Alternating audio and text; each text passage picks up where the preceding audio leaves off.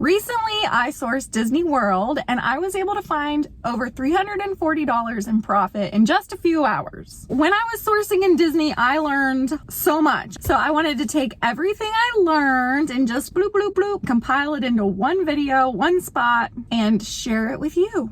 Ooh, here you go. Here are my top 10 tips for sourcing in Disney. Tip number 1, the sticker UPC'S that Disney puts on all their boxes and packages, they're not gonna pull up an Amazon listing. So don't bother scanning those. And I kept scanning and scanning and scanning them, and I never got one to work. I will say that those little stickers, they do come off the packages pretty easy because I did wind up buying some things that had those stickers on them, and I was able to get them off pretty easily. Tip number 2, if you do come across a product like this Uno game that has a UPC printed on the package, those did not pull up either.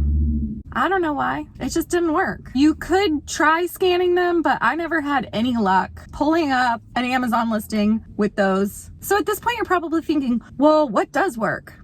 Tell me. Let me tell you. That leads me to tip number 3.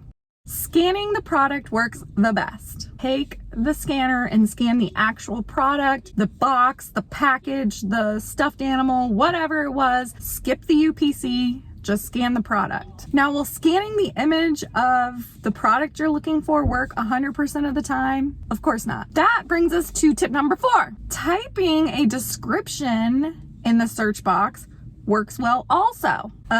For example, when I was searching for Disney ears, I would just type in Disney Park ears and I would get a bunch to choose from. Then I would just look and see which ones had good ranks, see which ones were selling for a lot of money, and then I'd see if I could find them. Or my favorite thing to do is hit the little microphone on my keypad and just say the description instead of trying to type in all the words. If you've got long sparkly nails like me, sometimes it's hard to type. Type a description or text a description in and see if you can find your listing that way. So try that. Next tip, tip 5, is something a cast member showed me. There are going to be products that you see in the Disney stores that just don't have a price. How much is this thing? I don't know. You can check prices on your Disney app. So just head to your Disney app, tap that hamburger menu in the bottom right, and then select merchandise and mobile checkout. Once you've selected that, then you'll have to select what store or park you're in, and then it'll bring up a scanner. And then that's when you can scan the product and find out the price. So this feature is actually so you can use the mobile checkout. It's where you can just scan everything you're gonna buy and then just pay for everything on your phone and skip the line, because who wants to stand in just one more Disney line? Nobody. So it's a must-have if you're going to Disney. Okay, tip number 6 is for annual pass holders, or magic key holders, I think is what they're called in Disneyland. If you are a Disney World annual pass holder, you can get 20% off of your purchases. 20% is a lot. Magic key holders get between 10 and 20% off depending on which key you have. You must ask for it when you're checking out. They do make you show your ID, but 20% off. I went with a friend who was a pass holder and I would give her my credit card. Is this legal? I broke the rules. I would give her my credit card and then she would stand in line, get the 20% off for me, and then just pay with my credit card. Or you could just become a pass holder. But unfortunately, both of those programs are currently on pause. They're not accepting any pass holders right now. If you're a current pass holder, you can get renewed, but you can't become an annual pass holder right now, as of right now. But definitely check your Disney website for the current information, because it's gonna change. Okay, tip number 7, which I should have probably made this one tip number 1, but here we are. Tip number 7, get ungated in Disney brands. Okay, you're gonna be really annoyed and really frustrated if you go to Disney and you're scanning stuff and finding stuff and you can't sell the listings because you're gated. So I would recommend to go ahead and get ungated in a couple of brands, maybe like Star Wars, Marvel, Disney, Disney Princess, Frozen, one of those. It doesn't have to be all of them. Maybe just start with 1 or 2. You could still possibly find listings that aren't restricted, but just to feel a little more prepared, I would suggest to get ungated.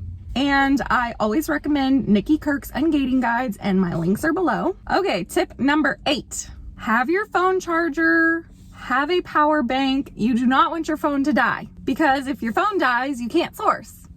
Before I went on my trip, I did buy a power bank and a cord, and I carried it with me everywhere I went. I made sure that little booger was charged, and it did come in handy. I did have to plug my phone into the power bank to source. Tip number 9, bring someone or something to help you carry your inventory. If you've been watching my Disney sourcing videos, I'm pretty sure I said over and over and over again, like a broken record, that I would have bought way more stuff if I had hands and arms and something to carry all of it. Because I was finding big items, like big toys and big stuffed animals, and I had big bags and they were heavy. I would have bought more if I could have carried it. So maybe a stroller, a wheelchair, a wagon, people, friends, cousins, I don't know. Or maybe park your car close and make trips out to your car.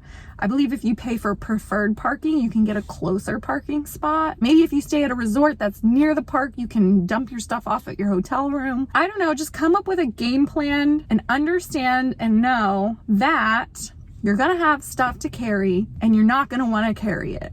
So next time I go, I'll probably bring like a wagon or a stroller that's meant for children, but I'm just gonna put all my stuff in it. Let's see what's left. Oh, number 10, this is the most important one. Have fun first. That's right. In my opinion, I feel like you should have fun first. Ride the rides, eat the food, hang out with your friends, hang out with your family, enjoy your time there, and then go sourcing. And since you're gonna have stuff to carry anyways, you kind of want to go towards the end of your day so you can buy all your stuff and then leave with it. You do not want to carry stuff around the park. Trust me, it's awful. You're all sweaty and hot and things are heavy and ugh. And that is it. Those are my top 10 Disney sourcing tips. So I'm pretty sure the last 3 or 4 videos I've put out have been all Disney. It's like Disney overload, Disney this, Disney that, Disney. But I promise this is my last Disney video